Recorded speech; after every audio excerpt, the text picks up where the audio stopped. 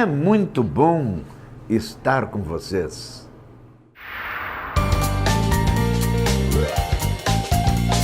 O que dirá Alencar de Farias? Já sentisse por alguém uma ternura totalmente inexplicável, uma vontade de acalantar, pegar no colo um certo alguém especial que não sabe o quanto é especial? Um alguém metade adulto, metade menina, metade dependência, metade desamparo, metade sabedoria, metade inocência, metade cultura, metade despojamento, metade amargura, metade esperança. Um jeito somente dela de pedir ajuda, sem dizer uma palavra. Um modo de sumir de súbito para não comungar tristeza alguma para quem quer que seja. Um reaparecer totalmente do nada, estendendo a mão. Dr. Cássio Furtado, bacharel em Ciências Políticas e mestre em Estudos Globais pela Universidade Freiburg, na Alemanha, mestre em Relações Internacionais pela Universidade de Queensland, na Austrália, e jornalismo no Kansas, nos Estados Unidos.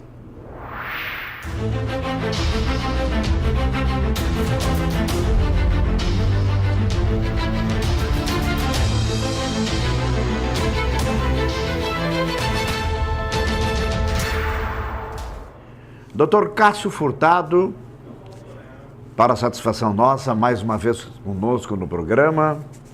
Ele que tem formação aí em vários países do mundo, mas também é jornalista. Falar em mundo seria realmente com alguém que tem notório saber naquilo que diz. Seria sempre o Dr. Cássio Furtado. Acredito que, para mim, que estou sempre assistindo rádio e televisão, é seguramente uma das, se não a mais, uma das maiores autoridades no Rio Grande do Sul.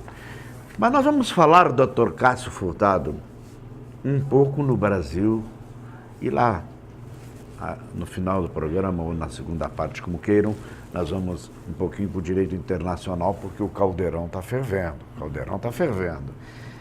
Dr. Cássio Furtado, o que você espera? Eu não vou detalhar nuances, eu não vou detalhar fatos, eu não vou minuciar aqui os absurdos que têm se observado no Congresso Nacional, no Senado, e até por que não dizer por parte do presidente da República, que de uma forma ou de outra, queiramos ou não, se expôs demasiadamente. Eu não vou entrar nesses detalhes.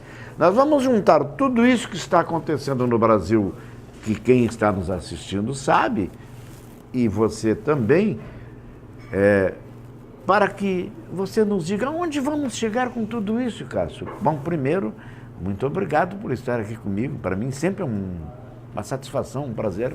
Eu te digo mesmo, Alencar, eu quero agradecer a ti pelo convite mais uma vez e quero agradecer a tua audiência por mais uma vez me receber aqui no teu espaço, no Hotel Manta. É sempre um prazer estar com todos vocês.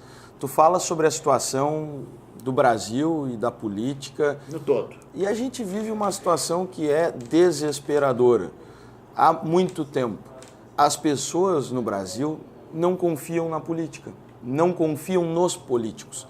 E a gente tem visto inúmeras demonstrações disso, de que as pessoas não pensam que entrar para a política, participar da política, é algo sério. Ou seja, se fala que alguém está na política, qual é o pensamento geral? Qual é o pensamento do senhor, da senhora que está em casa, do jovem? é que a pessoa, se participa da política, ela não é séria. Em muitos casos, se pensa que essa pessoa é desonesta. Então, eu diria, aquele ideal que sempre se teve de participação política, de estar nos espaços políticos, buscando o bem comum, melhor para a sua comunidade, para a sociedade como um todo, isso se perdeu no Brasil. E não só no Brasil, se perdeu em muitos países. Por quê? Por muitas décadas, as ações da maioria dos políticos não foram boas. Foram aquelas ações de que a pessoa entra num partido, entra na política buscando o quê? Se servir da política. Utilizar os cargos, utilizar o orçamento, receber dinheiro por fora, ou seja, fazer tudo aquilo que não presta. E por muito tempo as pessoas não sabiam, elas achavam que isso acontecia, mas elas não tinham as demonstrações, elas não tinham os áudios, elas não tinham os vídeos, elas não viam o dinheiro, ela não conseguia ver a mala preta. E agora se sabe de tudo isso, se vê tudo isso. Se existe algo de bom sobre a internet, as redes sociais, toda essa ênfase na comunicação e na informação das últimas décadas, eu diria que é isso. Porque as pessoas não ficam só achando que acontece. Elas veem isso acontecer. Elas se desesperam vendo isso acontecer. E talvez esse seja o grande catalisador das mudanças que precisam acontecer nas sociedades. Agora, num momento como esse, também vem aquelas pessoas que se dizem: eu sou político sério, eu sou o novo político, eu tenho cara nova, eu tenho isso, eu tenho aquilo. E tem muita gente que se usa dessa oportunidade para, com um rostinho novo, às vezes com pouca idade, reproduzir práticas que sempre foram feitas, dizendo que é o novo, mas fazendo o antigo, simplesmente utilizando-se da boa vontade, da desesperança da população, para tentar, a partir disso, promover um sentido de esperança e uma nova imagem. Eu vejo muito disso em vários lugares do Brasil. Olha, eu sou diferente, eu mereço a sua confiança, eu não vou fazer como sempre foi feito. Chega lá e promove o mesmo tipo de política, ou seja, comprando as câmaras de vereadores, as assembleias legislativas, loteando o governo com cargos, com pessoas que não têm nenhuma experiência na área onde vão atuar, nenhum conhecimento na área onde devem gerenciar. A gente vê isso no Brasil inteiro. E a população cansou. A população quer novos gestores de verdade.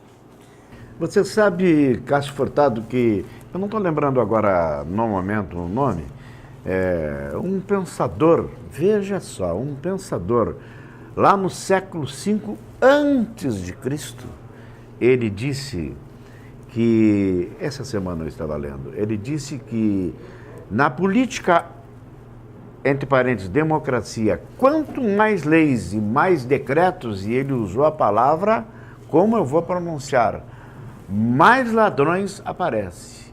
Isso lá no século V. Então vejam, senhores, que isso não é novidade nenhuma, os desvios. Ocorre que os desvios de dinheiro, ou roubo, como queiram, isso vem desde o início que o Brasil foi descoberto por Portugal, que aí já começa uma história complicada que nós não vamos entrar nela, vamos entrar na atual. Bem, e depois a cara de pau da maioria dos políticos preparando jogadas para eles mesmos. Não existe, acredito eu, que possa o Brasil ter alguma solução no momento, que não vai acontecer, que nem tempo há mais, para mudarmos esse modelo de política. E você falando que chega lá o político, isso vale realmente para a Câmara de Vereadores, para a Assembleia Legislativa do Estado, para o Congresso Nacional, para o Senado, para tudo. O homem aquele probo, o homem aquele sério, inteligentemente você fez essa colocação, ele é irrefutável, é ilibada a conduta dele. Ele chega lá e é mordido pela mosca azul. Foi isso que você quis dizer. Não adianta. Ou ele já vem com a mosca azul dentro da cabeça, que é verdade. Agora, o fato é que eu acho isso muito triste, porque O que fará o povo brasileiro, Cássio Furtado, agora nas eleições? Votar em quem?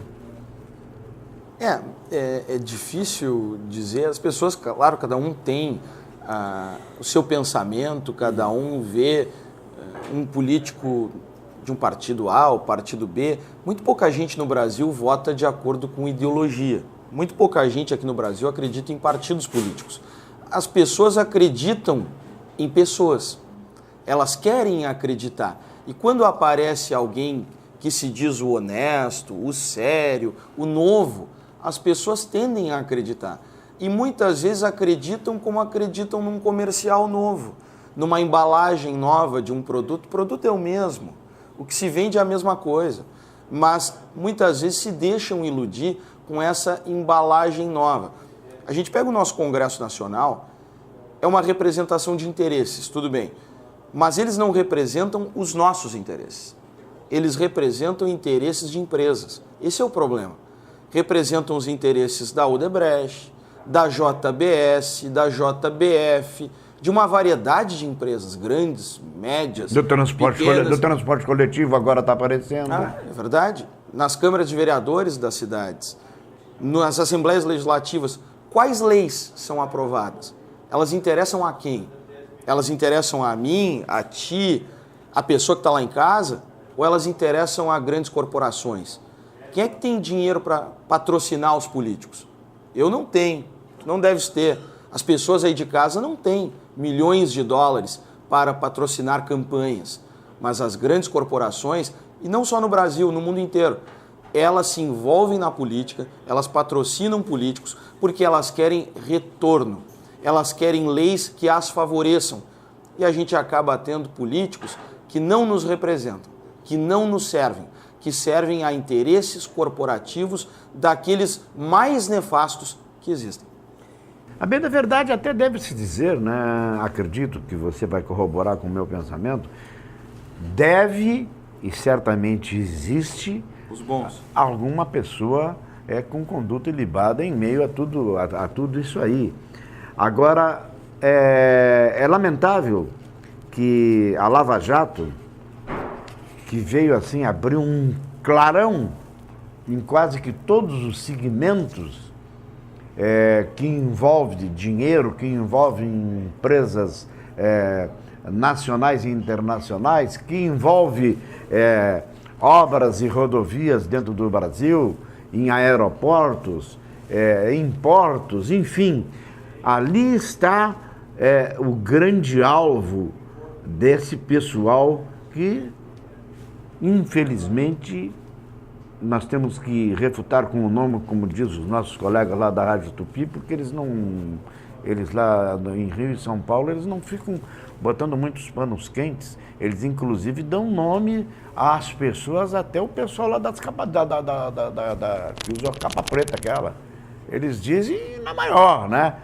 Ladrões igual a qualquer outro ladrão que rouba aí um banco, que rouba um estabelecimento, que planeja um rififi para à noite entrar e sair com o dinheiro todo, com o cofre e com o que puder. Agora, triste é que a Lava Jato, ela não vai, penso eu, existir a vida toda. Ela vai chegar um determinado momento que ela vai se esgotar, queiramos ou não.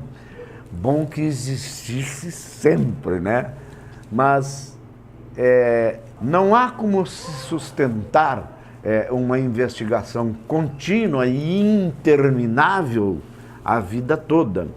O que é lamentável, porque no início acredito que vai melhorar muito, mas acredito também que, como dizem os torcedores do Flamengo ou do Brasil, mas vamos usar o do Flamengo, uma vez Flamengo, sempre Flamengo. O programa vai continuar. Cartórios dão segurança aos documentos. Tabeliões e registradores existem para guardar seus documentos, dando-lhes, obviamente, total fidelidade. Procure sempre um cartório.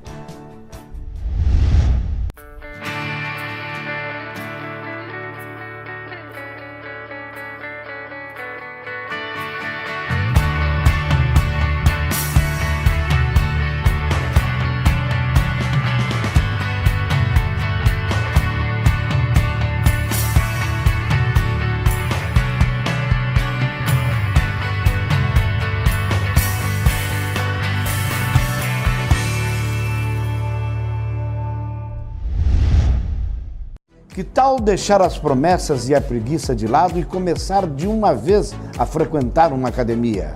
Cuidar da saúde e perder aqueles quilinhos extras, às vezes, não é tão sofrido quanto a gente imagina. E o esforço sempre vale a pena. Treinamento funcional e personal training. Kung Fu, Pilates, musculação, Muay Thai, Jiu-Jitsu, Krav Maga.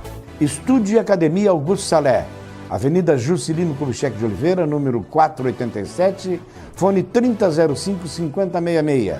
O mais consagrado nome há muitos anos em nossa cidade. Da união dos Conselhos de Construção e Tecnologia, nasceu em 2011 a Construdata, com milhares de unidades construídas em Porto Alegre e em Pelotas. Uma empresa de construção civil que alia modernos métodos construtivos, processos inteligentes e muita tecnologia. Convidamos os já proprietários e a quem deseja adquirir um empreendimento imobiliário alto padrão para visitar nosso canteiro de obras na rua Cassiano, número 10, e observe o início da construção da primeira torre do Alta Vista Towers e terreno já preparado para as demais torres. No local, você também terá a oportunidade de ver uma unidade de 2 dormitórios totalmente imobiliada. Estamos lhe esperando. Construdata, evolução constante na sua vida. Doutor Afrânio, adquiriu um automóvel e vem até o seu CRVA, porque os despachantes desta casa sempre são credenciados e também sabemos da lisura do CRVA 223, que trabalha dentro do que conceitua as leis. Nós acolhemos toda a nossa população, inclusive os despachantes que aqui labutam são devidamente credenciados, e aqui nós acolhemos toda a documentação necessária para o registro do automóvel. Parabéns, doutor Afrânio.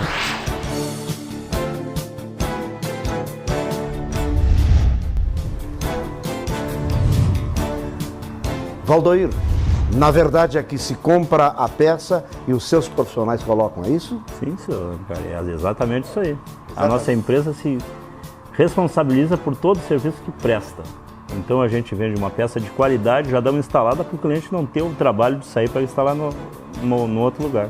Bem, não só automóveis nacionais como estrangeiros. Importados, caminhões, caminhonetes, acessórios, para-brisas, vidros laterais, faróis, para-choques. Quantos anos você está no mercado? Estamos há 20 anos no mercado. 20 anos. Foi difícil o início, mas hoje a gente colhe os frutos do bom trabalho. Uma marca consolidada. Com certeza. Nossa empresa está estabilizada em Pelotas, temos uma credibilidade muito grande com a nossa clientela, temos uma filial em Rio Grande e estamos esperando qualquer pessoa que queira vir fazer uma geral no carro, a gente deixa novo. Venha você também conhecer esta empresa. Está convidado.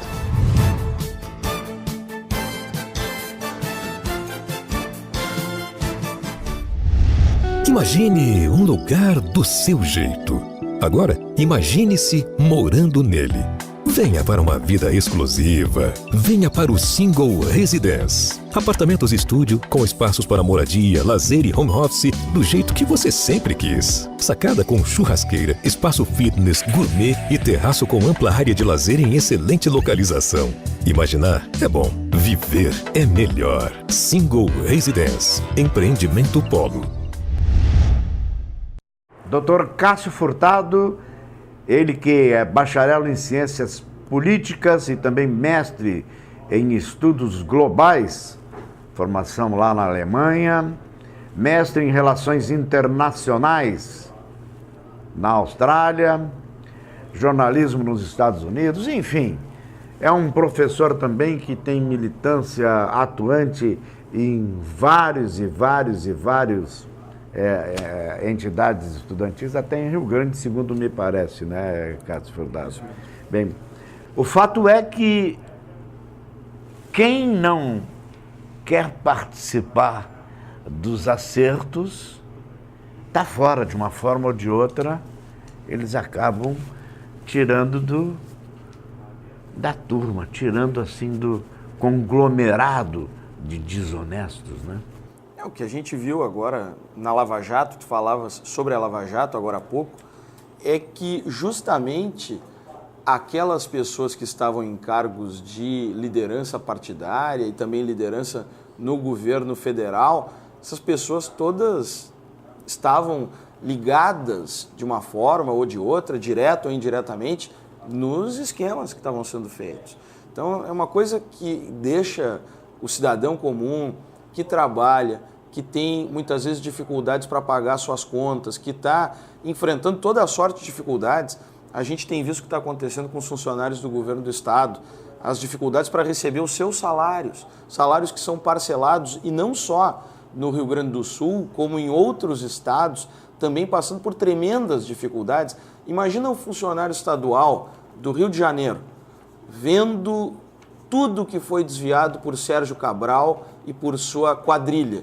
E agora ele não consegue receber o salário do mês, ele não consegue pagar as contas. A gente vê histórias e mais histórias de professores, de professoras que não recebem, de aposentados, de pessoas que não têm outra fonte de renda, que não conseguem levar suas vidas.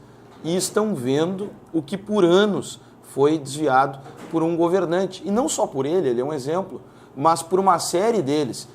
No primeiro momento, todos eles são ótimos, são honestos, vão fazer uma grande gestão, vão deixar grandes obras. E a gente vê, inclusive, o que acontece com as obras no Brasil.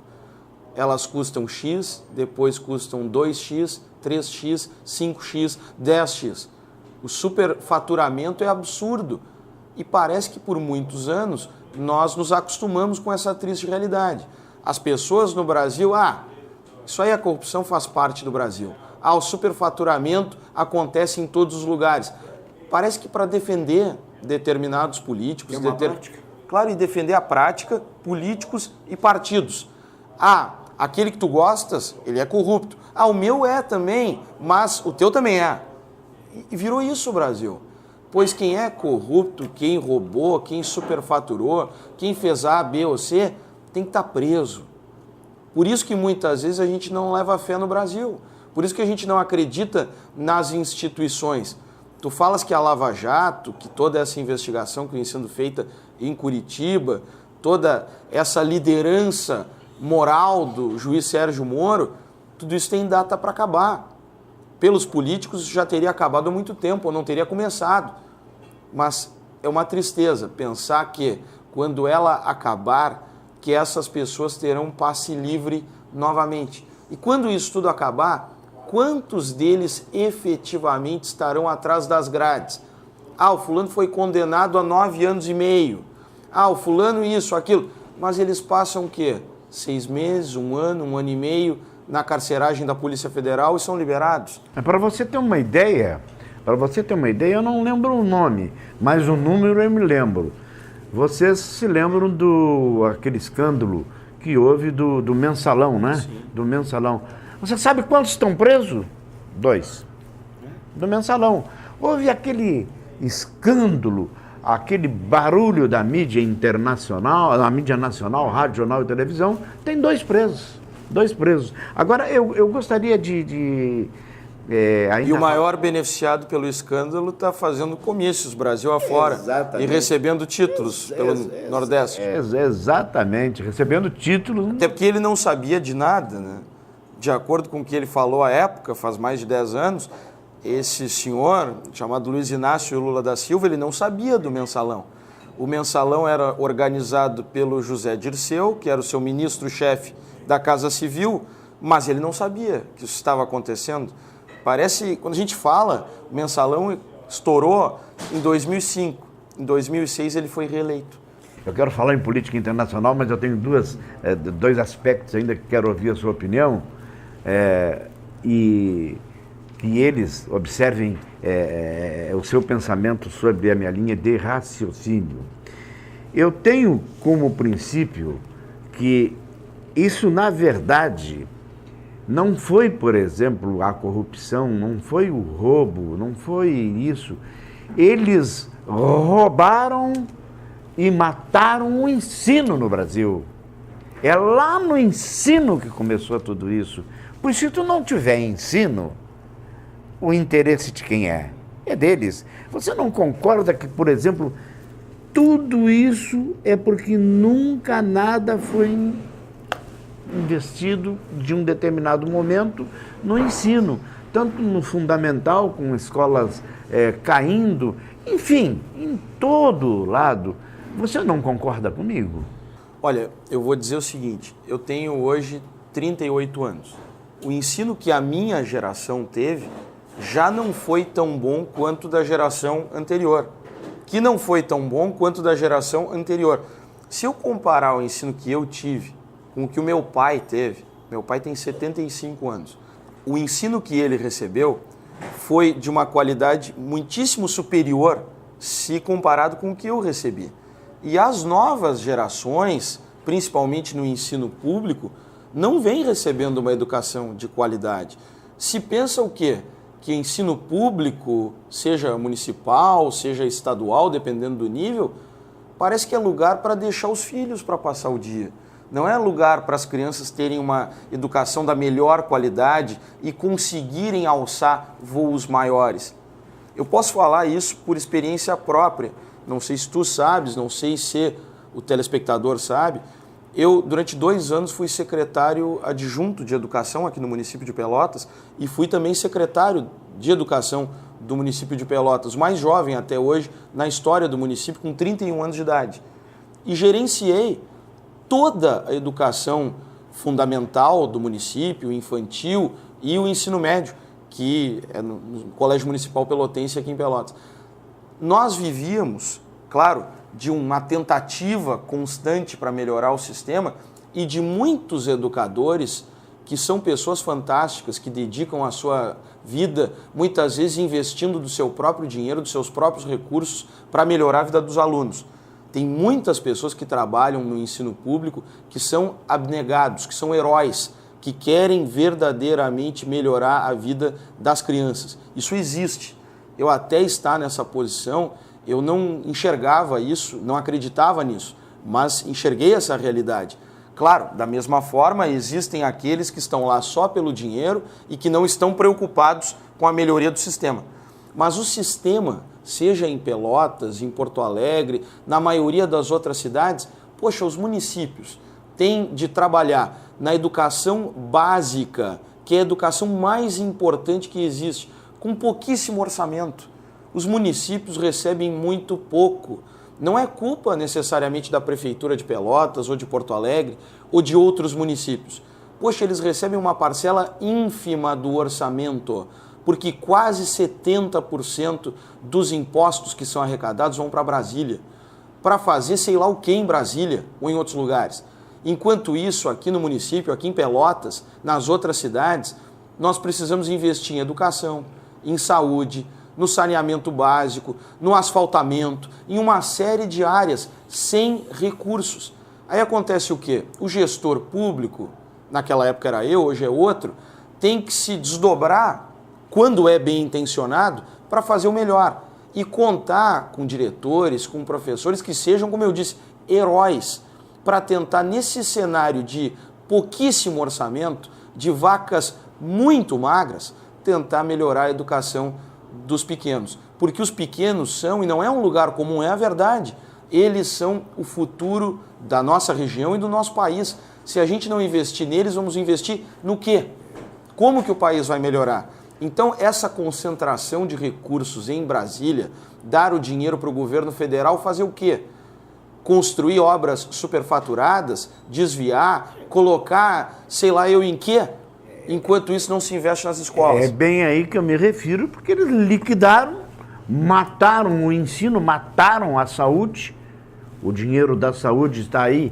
Aqui em Pelotas, se observa, não existe Não existe, como não existe em outros lugares. Ainda para encerrar, antes de nós entrarmos na área internacional, mas temos um bom tempo, meu querido e amigo Cássio Furtado, eu quero que os senhores que estão nos assistindo e o meu ilustre convidado, Dr. Cássio Furtado, procurem me esclarecer alguma coisa que eu não consigo entender.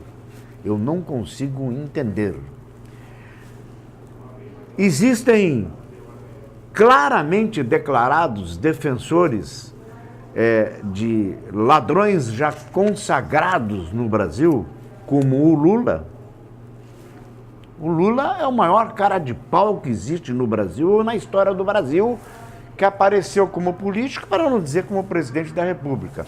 Mas nós temos, por exemplo, cantores famosos, intelectuais de expressão, Chico Buarque de Holanda.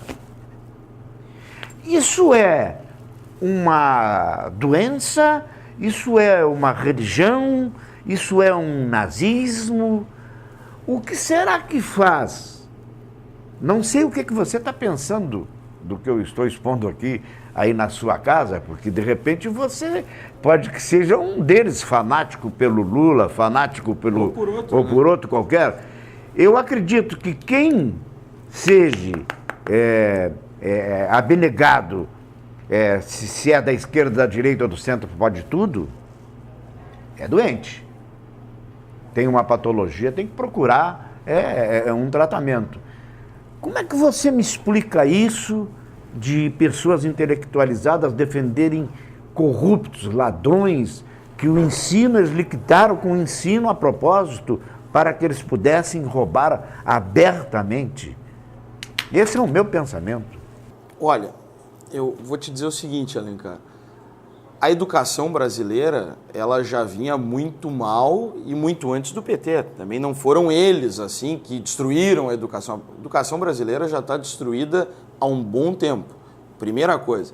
Segundo, eu diria que radicalismo, extremismo, ele é ruim em qualquer caso. Tem gente que defende o Aécio Neves, tem gente que defende a Marina Silva, que não foi envolvida em nada, pelo menos até agora. Tem gente que defende o Fernando Collor de Mello, tem gente que defende o Lula, tem gente que defende o Bolsonaro, atualmente. Ou seja, tem gente que defende todo tipo de político com toda a ideologia possível e imaginável. Aqueles que defendem o Lula, pelo menos o que eu acabo vendo, conversando com as pessoas... Está falando em pessoas intelectualizadas, sim, professor. Professores, inclusive, historiadores, acabam defendendo o Lula por quê? Porque eles dizem, primeiro, na visão deles, que a imprensa, inclusive, quando é sobre o Lula, inventa ou exagera muito. Primeiro, o que eles falam. Segundo, que quando é o Lula, se ele desviou X ou Y ou Z, ainda valeu a pena. Porque ele acabou fazendo o quê? Desviando o foco dos governos no Brasil da elite para o povo, criando bolsas, criando programas sociais, gerando emprego, etc. e tal. Na visão dessas pessoas, eu não estou dizendo que é a minha, estou tentando te responder, não é a minha.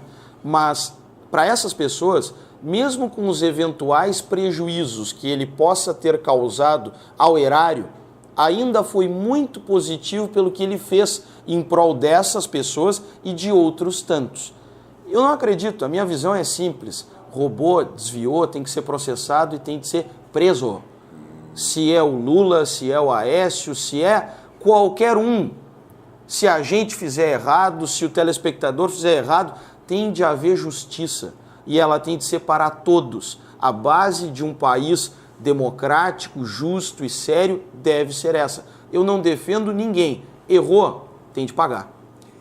Na verdade, sem prolongarmos mais esse assunto, eu guardo o meu carro numa garagem muito ampla, onde a metade dessa garagem, que é ampla, ela é alugada para financeiras, para pessoas que devolveram automóveis por falta de pagamento. Isso, um detalhe. Está sempre cheia aquela parte, vem 2, 3, 4 cegonhas e levam. Isso é constante. E o cartório de registro de imóveis é encarregado, aí não me perguntem porque eu não sei que amparo de lei existe. Isso eu sei porque num programa aqui, eu conversando com o Dr. Mário Mesário, eu fui informado. Ele tem que colocar pessoas notificando, porque esses programas Minha Casa Minha Vida é com contrato fiduciário. Não pagou, entregou, perdeu, né? É incrível, é assustador, é deslumbrante o número de pessoas que estão perdendo essas casas. Então, fizeram o social como? Encheram a cidade de motos com financiamentos a R$100 por mês? Colaboraram com o quê? Para mais acidentes? Para mais desgraças? Para pessoas sujarem o seu nome e não poderem pagar mais? Bem, o programa vai continuar com o Dr. Cássio Furtado. Agora nós vamos para o internacional, que eu gosto de ouvir você falar. Cartórios dão segurança aos documentos. Tabeliões e registradores existem para guardar seus documentos, dando-lhes, obviamente, total fidelidade. Procure sempre um cartório.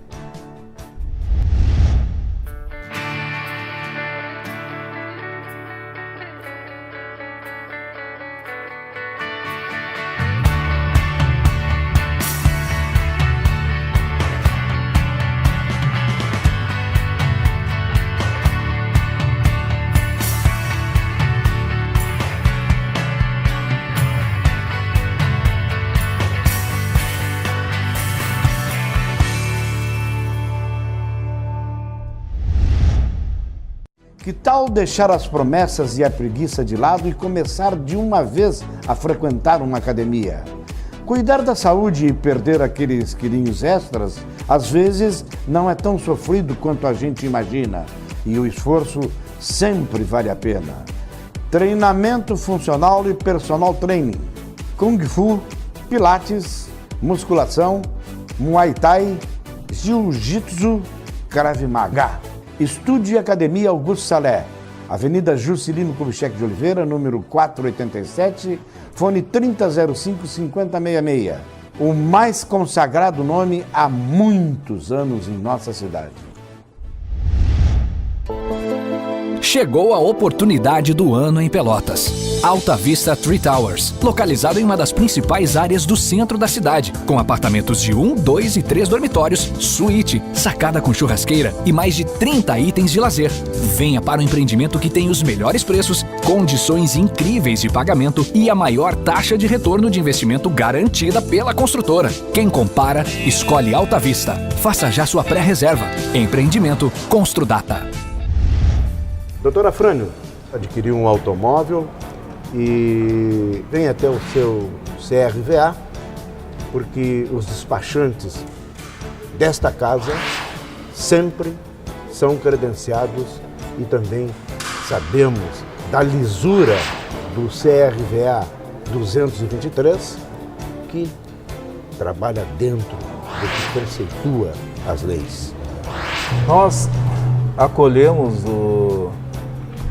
toda a nossa população, inclusive os despachantes que aqui labutam, são devidamente credenciados. E aqui nós acolhemos toda a documentação necessária para o registro do automóvel. Parabéns, doutor Afrânio.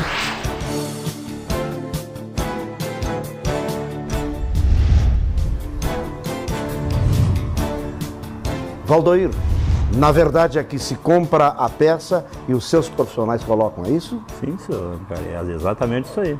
A nossa empresa se responsabiliza por todo o serviço que presta. Então a gente vende uma peça de qualidade, já damos instalada para o cliente não ter o trabalho de sair para instalar no outro lugar. Bem, não só automóveis nacionais como estrangeiros. Importados, caminhões, caminhonetes, acessórios, para-brisas, vidros laterais, faróis, para-choques.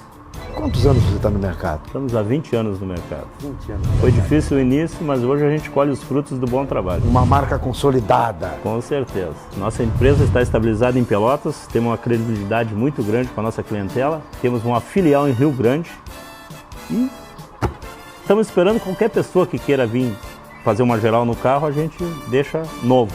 Venha você também conhecer esta empresa. Está convidado.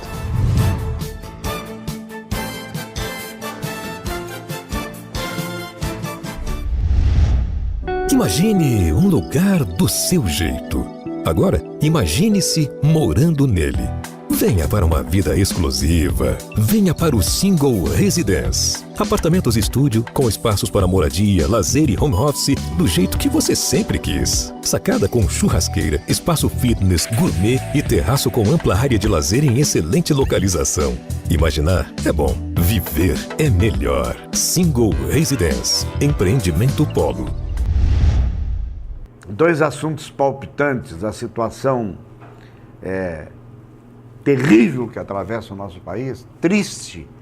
Eu não poderia deixar de aproveitar a presença do Cássio Furtado para falar, mas também não posso deixar de perder a oportunidade de falar em política e acontecimentos internacionais a uma autoridade no assunto, quando se sabe que o mundo também está fervilhando com perigos eminentes de algo que nós nunca vimos, principalmente eu, que sou bem mais velho do que o Cássio, eu nunca vi. O que está acontecendo com a Coreia mandando mísseis e os Estados Unidos se preparando com plataformas aqui, plataformas lá? Conte para eles o que vai acontecer com tudo isso aí, meu mestre. Olha, há uma insegurança muito grande no cenário internacional. Para o ouvinte entender o contexto disso tudo, a Coreia do Norte, ela foi um país criado ao final da Segunda Guerra Mundial. A Segunda Guerra Mundial, ela acabou em 1945, se dividiu a Coreia em uma porção norte socialista, apoiada pela União Soviética, e uma porção sul capitalista e apoiada pelos Estados Unidos. Para isso, eu quero dizer que a Coreia do Norte, desde que começou a existir, é rival dos Estados Unidos, é rival do capitalismo. E nos últimos anos, particularmente nos últimos 12 anos, a Coreia do Norte começou a investir em armas nucleares. Já fez testes nucleares, mas havia uma grande dúvida se ela teria os mísseis necessários para acoplar a essas armas nucleares, ou seja, para, entre aspas, entregar as armas nucleares a algum lugar. E ela não tinha. Nos últimos meses, ela passou a fazer os testes não com as armas nucleares, mas com os mísseis. E esses testes com mísseis balísticos, alguns de médio alcance e outros de longo alcance, eles têm atingido cada vez mais distâncias, ou seja, distâncias mais elevadas. Chegaram ali num primeiro momento a 800 quilômetros, depois 1.000 quilômetros de distância. E nessa última semana aconteceu um teste onde um míssil norte-coreano atingiu 2.700 quilômetros de distância. Ele acabou, inclusive, sobrevoando todo o território do Japão. Então, o Japão, que é um aliado dos Estados Unidos, a Coreia do Sul, que é uma aliada dos Estados Unidos, ambos países capitalistas, e os Estados Unidos em si têm muito medo do que possa vir a acontecer. Ou seja, será que a Coreia do Norte, que tem aí em torno de 20 armas nucleares e agora tem os mísseis para acoplar essas armas nucleares, será que a Coreia do Norte vai disparar? Será que ela vai tentar atacar algum desses países? Me custa crer. Por quê? Porque a Coreia do Norte, se tem 20 armas nucleares, os Estados Unidos têm algo em torno de 5.000 armas nucleares. E mísseis, inclusive, muitíssimo mais avançados que os norte-coreanos. Então me parece que ela não faria isso, mas que ela provoca, ela provoca. E nós temos Donald Trump como presidente dos Estados Unidos e ele é completamente imprevisível. Então não se sabe se em uma dessas provocações, em algum desses testes, se Donald Trump não responderá com um eventual ataque à Coreia do Norte. E aí nós teríamos um conflito muito sério, uma guerra por causa desse embate, desse enfrentamento entre a Coreia do Norte e os Estados Unidos. E qual é o interesse de tudo isso aí? Mostrar que tem potencial de guerra? O problema é que a Coreia do Norte, quando acabou a Guerra Fria e quando se desintegrou a União Soviética, ela era dependente da União Soviética. Quando cai o Muro de Berlim, lá em 1989, e em 1991, ao final do ano, acaba a União Soviética, a Coreia do Norte, vamos dizer assim, fica sem patrocínio. Ela fica sem alguém que a sustente. Então ela se torna um país, primeiro, muito dependente dos recursos externos, já era dos recursos que vinham da União Soviética e passa a ser dos recursos que virão da China. Mas a China não ajuda da mesma forma. Significa o quê? O país empobreceu, passou a ter mais dificuldades. E nesse contexto, eu compreendo, é difícil entender que um país que agora tem menos dinheiro, menos recursos, mais dificuldades, esse país começa a investir em algo que é tão caro quanto armas nucleares. Mas por que faz isso? Faz isso para chantagear o mundo, chantagear seus vizinhos e a comunidade internacional. Para quê? Para que paguem preço altíssimo, para que ajudem o país, justamente para que ela pare com esses testes. Então é mais ou menos assim, a Coreia começou a investir nas armas nucleares para que alguém pague ainda mais para ela parar com os testes e com a ameaça. Ela quer ser comprada para, com esse valor, conseguir melhorar um pouco da sua vida. Não deixa de ser uma chantagem. É uma chantagem. E o Brasil? Parece que começou no governo Lula, se não me parece, retirando aí as tropas do Haiti. O que houve? Olha, a ONU decidiu encerrar com essa missão. É uma missão chamada de MINUSTAH, Missão das Nações Unidas para a Estabilização do Haiti, que começou, como tu bem colocasses, no ano de 2004. O Haiti vivia uma situação terrível, tanto econômica quanto política, tinha acabado de sair de uma tentativa de golpe de Estado, mais uma dessas tentativas, estava realmente numa situação lamentável. E a ONU decidiu colocar uma missão de paz para estabilizar política e economicamente o país. Na visão da ONU, esse trabalho já foi feito, o Haiti já tem um pouco mais de condição para caminhar com as suas próprias pernas e o Brasil também pensa que já cumpriu com o seu papel. O Brasil começou a chefiar, a liderar a MINUSTAH em 2004. Nós já temos, portanto, 13 anos de liderança no Haiti.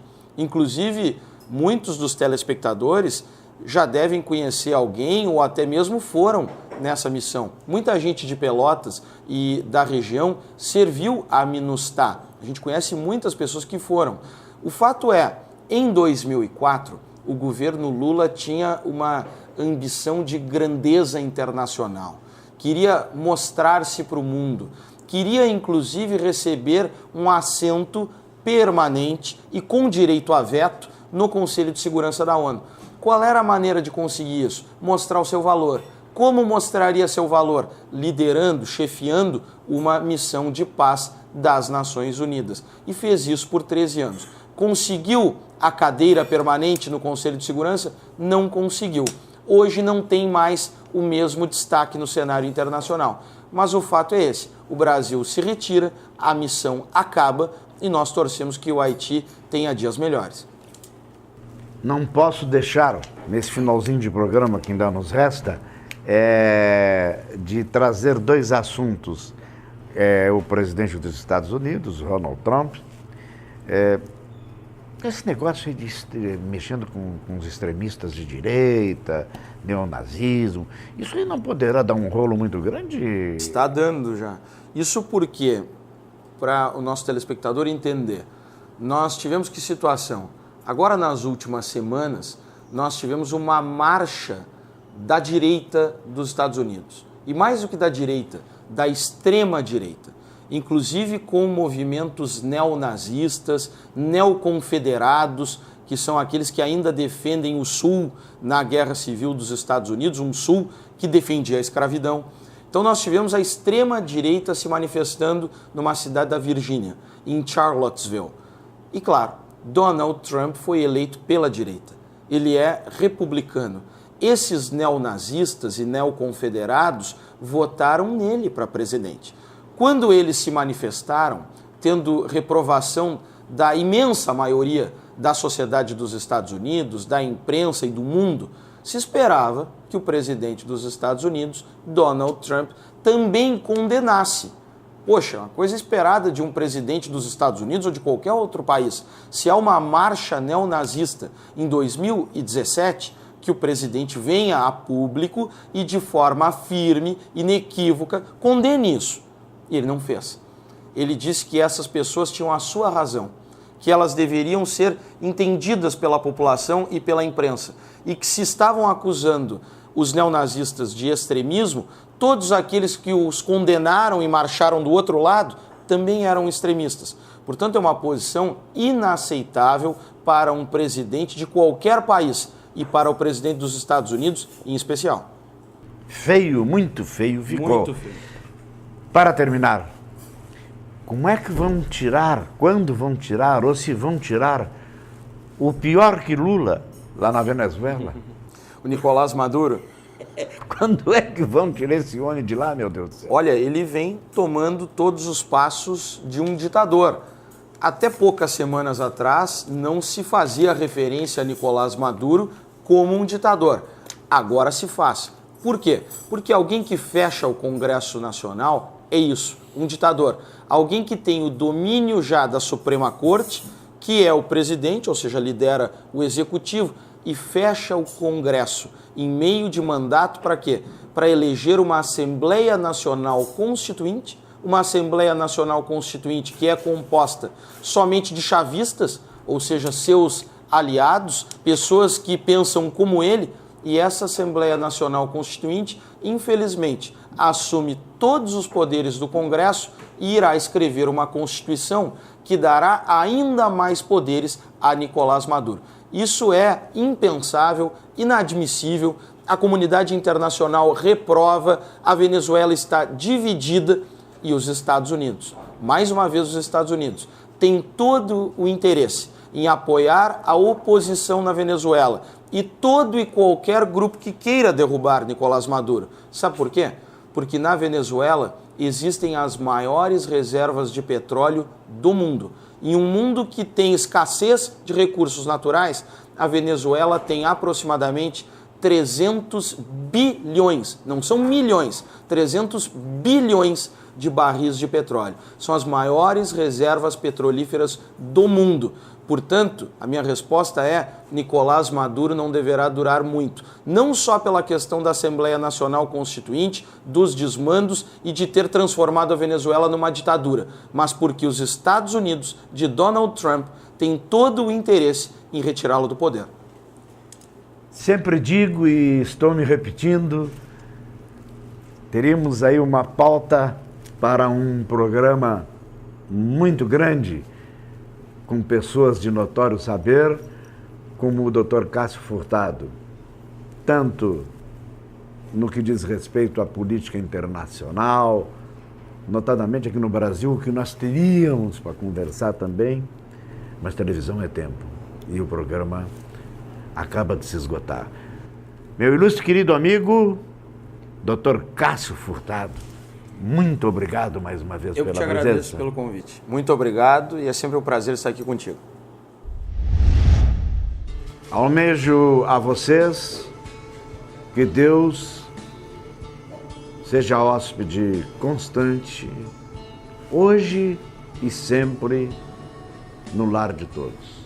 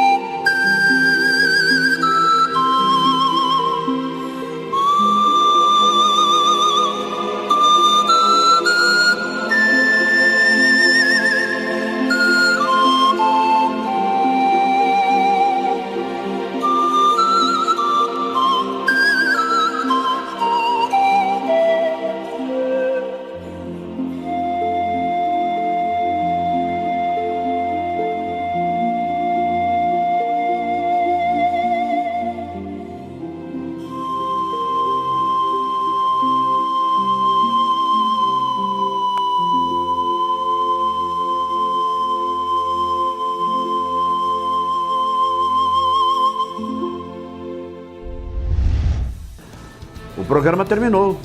Andaremos por aqui na próxima semana. Até lá.